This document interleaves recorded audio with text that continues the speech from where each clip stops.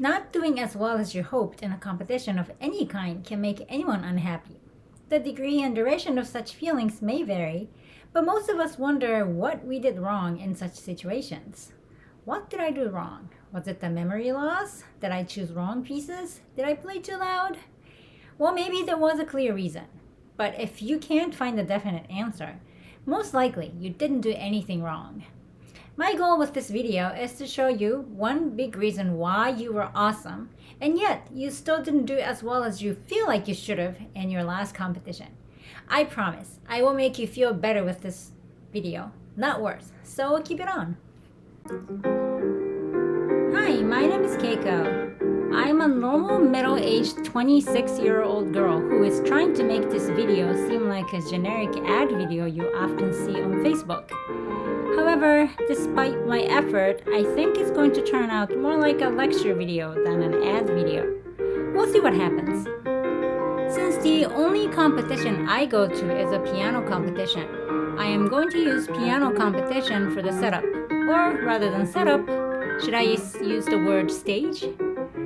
Anyway, however, what I'm about to tell you applies to a competition of any type.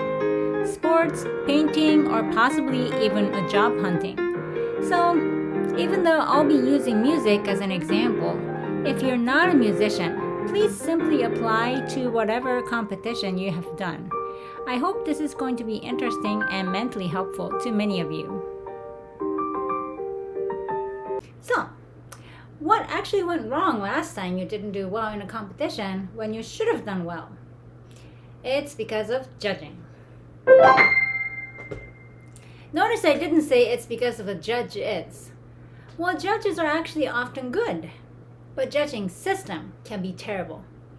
To show this idea more clearly, I decided to use my primitive coding skill to create a cute little code. First, I created 10 people with varying music levels. Who knows how we define music level, but for now, let's assume there exists a quantifiable measure called music level on a scale of 0 to 100 in each one of these 10 people. To set up the environment, I first let these 10 people have music levels 9 to 99 with a constant spacing. So here the leftmost person is the worst player and the rightmost person is the best player. Now, I let these 5 judges make decisions on which 5 out of these 10 contestants get to advance to the next round. Each judge is to vote yes or no. Sounds familiar? Wouldn't it be nice if judges can accurately see their levels so that people with 59, 69, 79, and 89, and 99 rightfully advance? Unfortunately, it's not that easy. With anything as subjective as music or anything that requires judging, people's levels cannot be seen so easily. But we do see some people are definitely better than others, even if we can't quite quantify their levels precisely. So what I assumed is that each player's level tells the likelihood of the advancement. Namely, in my code, I have set the music level of each person to represent the chance that each judge says yes. So, the worst player, this person, has 9% chance of each judge saying yes, and the best player here has 99% chance of that. With yes being 100 points and no being 0 points, we let all judges vote. Then we calculate the average point for each contestant. If 2 contestants have the equal number of votes, then judges discuss so that they can decide which one actually advances. I am very proud to tell you that their discussion is accurately represented by a random choice function. After all that, 5 contestants with the highest number of points get to advance. Well, rather than doing this only once, I made these 10 competitors compete 1,000 times. What a torture, huh? Well, this can tell me the chance of each person advancing to the next round. So, what did I see? The x-axis tells you who the contestant is, showing their music levels. You see bars are at 9, 19, 29, and so forth. The y-axis tells you how likely the given contestant advances. What's shown on top of the graph is the actual numbers of their percentages. Well, as you can see, people with high music levels do tend to advance with higher chance, and there is a big difference between 5th and 6th contestants, as there should be. Well, this doesn't seem too surprising. Even though 69.1% chance is a bit hard on the 5th best person, this result probably seems pretty reasonable to most of you. But I want you to remember that I set the music levels to be quite different. I set them to have values 9 to 99. This means that each contestant is 10 points away from the contestants adjacent to them in terms of music levels on a scale of 0 to 100. The best and the worst differ by 90 points. Come on, in which competition do you see contestants with that degree of variation in levels? Usually, people that come to a given competition are pretty close with their music levels. I know, some are obviously significantly better, but most are bunched up. So, the next step I took is to make everyone be around the same level. This time, I set the music levels, to be from 45 to 54. Now that the levels are pretty close, how well can these wonderful judges choose who gets to advance? Ta-da! Is this what you expected? Look how close their chances are.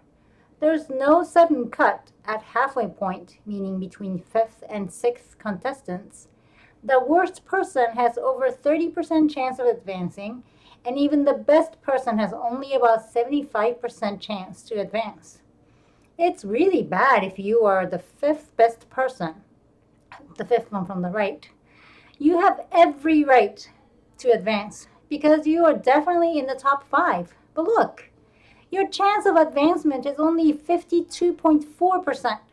It's only 2.4% better than tossing a coin. So there. This is why you didn't do well in the last competition. It's the random error due to the judging system.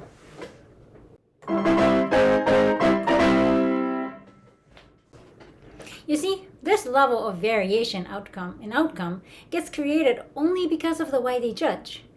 I assume the judges do know enough music to tell who is better, at least as much as any human can. I collected the best 5 judges in the world. And this is the result. Congratulations. You practice 10 hours a day just so that you can increase the chance of advancement to the next round by 2.4%. Perhaps, even though you really deserve to advance as the 5th best person, but the worst player advanced to the next round instead of you last time. After all, she had 30.6% chance to advance and yours was only 52.4%. Well, I can end here as telling you the reason for what happened last time you went to a competition whose judging system involved voting was my main goal. But instead of ending here, I'd like to show you that different judging systems do indeed increase the accuracy of the judgment, and also show you the 2 ways that I know are indeed better. Well, one of those alternate judging systems is an impossible one, but it's a good one. That is to have many judges.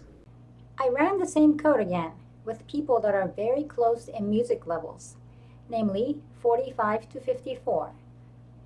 But instead of having only 5 judges, I collected 1,000 of them. With these 10 people with similar music levels, would the 1,000 judges be able to judge accurately?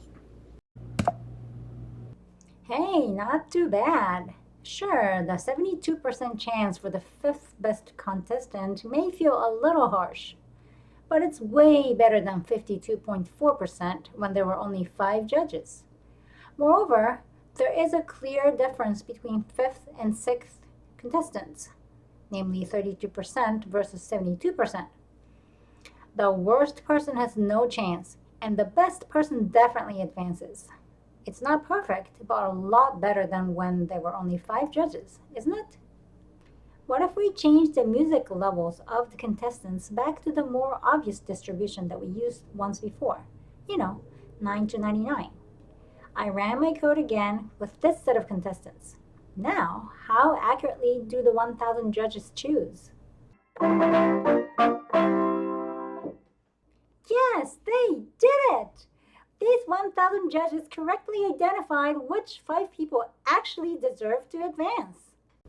You may not have known the actual numbers that I'm showing you, but I'm sure the general idea that I'm showing you is not a big surprise to you. I'll tell you more about this later, but basically, by increasing the number of judges, the number of positive votes per total votes gets more precise, which makes this ratio closer to the actual chance of yes, namely what I defined as your music level. Hence, by increasing the number of judges, they can tell who is actually better more precisely, making the decision more accurate. Well, this is great, but it is obviously not practical to collect 1,000 judges for 10 contestants, especially the ones that look as beautiful as this one. Yeah? Well, 5 judges is unfortunately about the limit we can practically have ever. Well, is there anything they can do for more accurate judging without increasing the number of judges? Well, fortunately, there is a way. You know, some competitions have the judges give a score to each contestant rather than voting. Is that better? Well, naturally, I decided to try including that in my code. With this method, the music level now represents the most likely score each contestant gets from a random judge. Again, judges are humans, so they can't see each contestant's level exactly. So, I let each judge pick a score with a Gaussian distribution centered at each person's music level. For example, the contestant with music level of 51 has the highest chance of getting 51 as their score, but it is completely possible for them to get a score away from that with a lower probability. Standard deviation of this distribution, which is a measure of how fat this distribution is, simply sets how variable their choice of score can be. This variability comes from the fact that the judges are humans and can't actually see the music levels exactly. If you'd like, you can include the presence of good and bad days for contestants into this variability. Although, if music level refers to how well you play at that particular performance time, then the latter won't be part of the variability. But you get the idea. Sorry for the over-explanation. I know most of my music friends are quite comfortable with math and don't need any of these explanations, but I wanted it to be understandable to others as well. Anyway, this standard deviation is something I need to pick. Since I set the stage so that the score that each judge gives to a contestant is between 0 and 100, I decided that chosen scores are more or less accurate within 10 points. So I set the standard deviation to be 10 points. I think it's pretty reasonable. Of course, this doesn't mean scores are confined to plus or minus 10 points. It can be off of this region. With this setup, the stage is set so that the score that a random judge gives is within plus or minus 10 points from the most likely value approximately 68% of the time. I know I'm explaining a little bit too much again. Now the code running time. This is the part you don't know. Let's have 10 contestants of music levels between 45 and 54 compete again. But this time, we ask the 5 judges to give scores rather than voting. Now, how well are they going to judge? Hey, not quite as good as when having 1,000 judges, but this is a lot better than when they just voted, isn't it? Let's compare. Red is with voting. Light blue is with scoring. Both are using only 5 judges. Sorry for having different scales for the y-axis, but you can definitely see that in the scoring method, the chance is lower for the worst player, and the chance is pretty high, almost 90% for the best player, as it should be. Well, it's still hard on the mid people, like the 5th and 6th, but it's a lot clearer for low and high ends. I can and did play with different values of standard deviation for each judge, but I won't show the results here as the video is already getting pretty long. In the scoring method, each judge was allowed to have a Gaussian distribution. More importantly, they were allowed to judge you with any number between 0 and 100. On the other hand, with the voting method, what were they forced to do? Well, they were forced to give you either 0 or 100 as your score. Well, I say they were forced, but I actually don't know if that's a musician's choice or not. Whatever the jury's position is, when a judge feels like your score is about 48, they need to say 0. Similarly, if they think you're about 52, then they'll say 100, only because they're not allowed to use any numbers other than 0 and 100 in the voting method. So, here's my conclusion. The problem with bad judging is over-quantization. With voting method, the distribution function of each judge was extremely quantized. It's a stupidly coarse quantization. Sure, this works if the judges are 100% sure, but we know they can never be, not because they're bad musicians, but only because of the nature of music and humans. When they're not sure, they have to go between 0 and 100 with a voting method, where in the scoring method, they go between, say, 40 and 60. The deviation is much smaller this way with the same unsureness, right? I know I'm not showing this rigorously at all, but I hope I'm clear on the idea that this huge quantization of voting method unnecessarily increases the variance of the outcome. What about the number of judges? We increased the accuracy of the outcome when we simply increased the number of judges too. What happened then? Well, with that method, what happened was the increase in data points. You see, with one judge, you can have only 0 or 100 as your final score. With two judges, you can have 0, 50, and 100 for your score. With four, you can have 0, 25, 50, 75, and 100. You see, the number of possible scores for each contestant goes up with the number of judges. Even though each judge has a huge quantized distribution function with the voting method, by having more of them, you get to have a lot more possible outcomes, which eventually lets the final score get close enough to a continuous distribution to make the judging more accurate. Well, those are pretty hand-wavy explanations, but I hope you got the picture. Now, speaking of the picture, do you want to see how well 1,000 judges do when they use the scoring method to contestants with similar music levels, namely 45 to 54 distribution? Well, whether you like it or not, I'm showing it. Here it is.